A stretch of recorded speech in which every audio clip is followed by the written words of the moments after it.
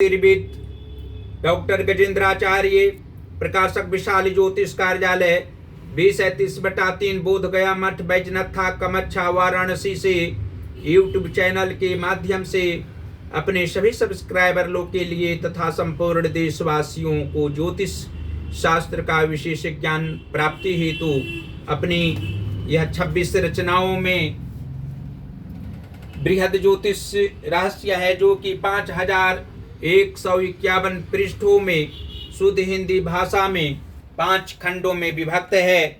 इस ज्योतिष महाग्रंथ बृहद ज्योतिष रहस्य को इतनी कलम अर्थात 525 कलम से मेरे द्वारा रचना हुई है।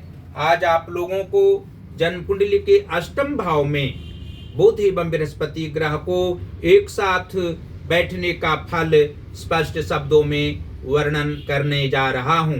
जन्म कुंडली के अष्टम भाव में बुध तथा बृहस्पति के मेल से जातक संघर्षशील एवं गम खाने वाले होते हैं। अपयश सभी कामों में लग जाना स्वाभाविक बात होती है। जनसाधारण आदमी भी 2-4 बातें इन्हें सुना देते हैं, लेकिन उस पर ध्यान तक ये जातक नहीं करते हैं। संत विचार इनके होते हैं।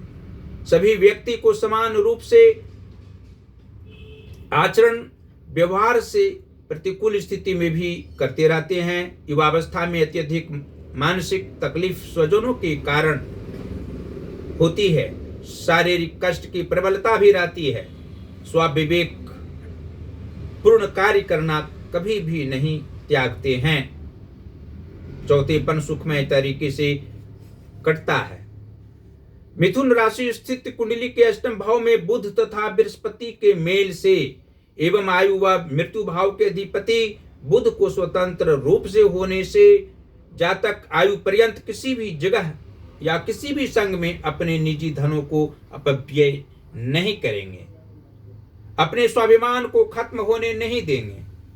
अंतर्भाव में प्रकाश पूर्ण स्थिति में निरंतर बने रहेंगे। इस जातक को तथा कटु वचन आजीवन किसी को कदापि नहीं कहने वाले होते हैं।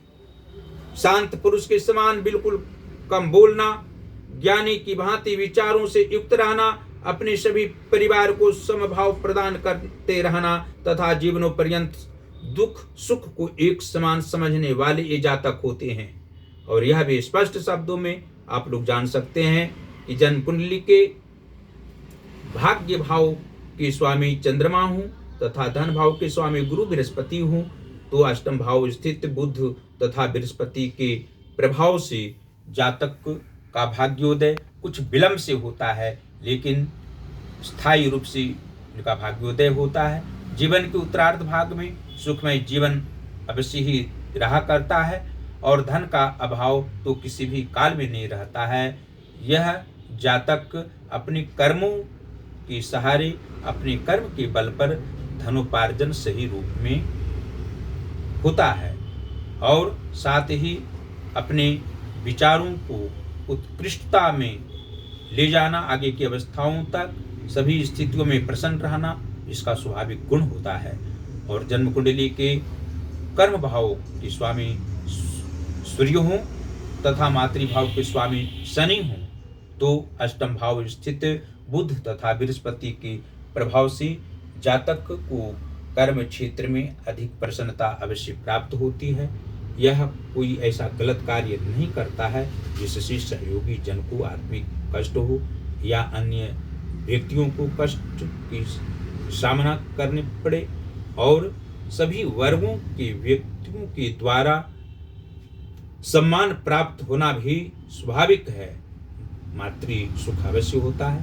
इनकी माता को शारीरिक कष्ट होता है, लेकिन किसी भी स्थिति में कोई अप्रसन्न रहने वाली नहीं होती हैं। सदा प्रसन्न रहने का स्वाभाविक गुण उनमें होता है और उच्च विचारों से युक्त अवश्य ही रहा करती हैं। इनकी माता अच्छे विचारों वाली होती है। जन्म कुंडली के एकादश भाव के स्वामी बुध ग्रह हूं तथा पंचम भाव के स्वामी गुरु बृहस्पति हूं, तो अष्टम भाव स्थित बुध तथा बृहस्पति के मेल से जातक को अच्छे कार्य करने की आदत रहा करती है उच्च विचारों से युक्त रहकर कार्य करने वाले होते हैं, निष्काम भाव से किसी की सहायता करने वाले होते हैं और इसी के आधार पर जातक जीवन जीने वाले होते हैं। इनके पुत्र भी सुखी संपन्न होते हैं। विद्या की अधिकता उसमें अवश्य रहा करती है, वह स्वस्थ रहा करता है और माता पिता की भावनाओं का सम्मान करने वाला पुत्र अवश्य होता है। और जन्म कुंडली की सप्तम भाव के स्वामी शुक्र ग्रह हूँ तथा प्रथम भाव अर्थात लग्न भाव के स्वामी मंगल ग्रह हूँ, तो अष्टम भाव स्थित बुध तथा बृहस्पति के प्रभाव से जातक का शरीर स्वस्थ सभी अवस्थाओं में लगभग रहा करता है। कुछ शारीरिक कष्ट होता है लेकिन सभी तरह से प्रसन्न रहने वाले होते हैं। शारीरिक कष्ट की सामना भी प्रेम पूर्वक करने वाले होते हैं। मानसिक कष्ट की अधिकता किसी भी काल में नहीं रहती है। गलत कामों में हाथ बटाने वाले नहीं होते हैं। ये जातक प्रसन्नता पूर्वक अपने कार्यों में अभिरुचि पूर्वक लगे रहना का स्वाभाविक गुण होता है। और अंत में यह आप लोग जान सकते हैं कि जन्म कुंडली के रोग भाव के स्वामी मंगल ग्रह हूँ तथा व्यय भाव के स्वामी शुक्र ग्रह हूँ, तो अष्टम भाव स्थित बुध तथा बृहस्पति के प्रभाव से जातक का शत्रु बहुत कम होता है, मित्र अधिक होता है और एक ऐसे कोई कार्य नहीं करते हैं जिससे माता पिता सहित किसी भी परिवार परिजन को आत्मिक कष्ट हो या जातक को स्वतः हृदय में कष्ट हो और शत्रुता किसी भी व्यक्ति से किसी भी काल में नहीं रहना, परिवारजनों से प्रेम रहना और प्रगतिशील जीवन रहना भी स्वाभाविक बात होती है बुध तथा बृहस्पति के मेल से अष्टम भाव में। और यदि उच्च भाव में पाप ग्रह बैठे हों, कुंडली में नीच भावों में उच्च व शुभ ग्रह बैठे हों, तो बुध तथा बृहस्पति के प्रभाव से किसी भी प्रकार के कष्ट जीवन में जातक को नहीं हो। इसके लिए अवश्य ही भगवान शिव की आराधना करने के साथ साथ प्रत्येक दिन भगवान शिव लिंग पर जल अवश्य चढ़ाते रहें। जातक को अवश्य ही प्रसन्न रहा करेंगे। और भगवान गणेश की आराधना करनी चाहिए। बृहस्पतिवार को विष्णु भगवान की भी आराधना ध्यान करना चाहिए। बृहस्पति की कथा अवश्य ही जातक को स्त्री जातक हो या पुरुष हो सबको कथा बृहस्पति की करनी चाहिए। इससे सभी प्रकार के सांसारिक सुख प्राप्त होंगे, कभी शरीर में रोग नहीं होगा, मानसिक तनाव नहीं उत्पन्न होगा और शत्रु भी मित्र बनकर साथ रहा करेंगे। और अंत में इस ज्योतिष महाग्रंथ बृहद ज्योतिष रहस्य को आप लोग अपने अपने घरों में अवश्य ही मंगवावें। इसका अध्ययन प्रेम पूर्वक करें। उचित मूल्य पर इस पुस्तक को आप लोग खरीद सकते हैं। और यहाँ हम प्रकाश की कार्य करते हैं। हिंदी का पुस्तक, संस्कृत का पुस्तक या इंग्लिश का भी बुक यहाँ से प्रकाशित करा सकते हैं। आप लोग को उचित मूल्य पर पुस्तक प्रकाशित किया जाएगा। लेखकगण अवश्य ही यहाँ पर पधारें और उचित लाभ में पुस्तक प्रकाशित कराकर लाभ उठावें, जन सेवा करते रहें।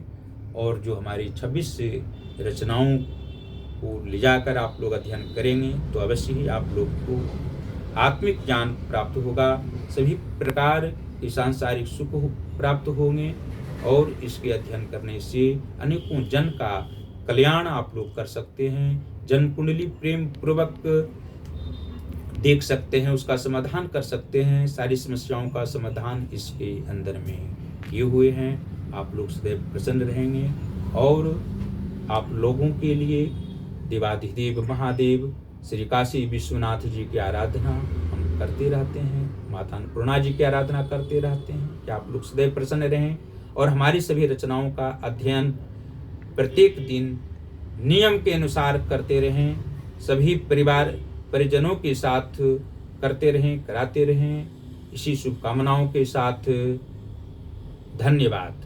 हाँ।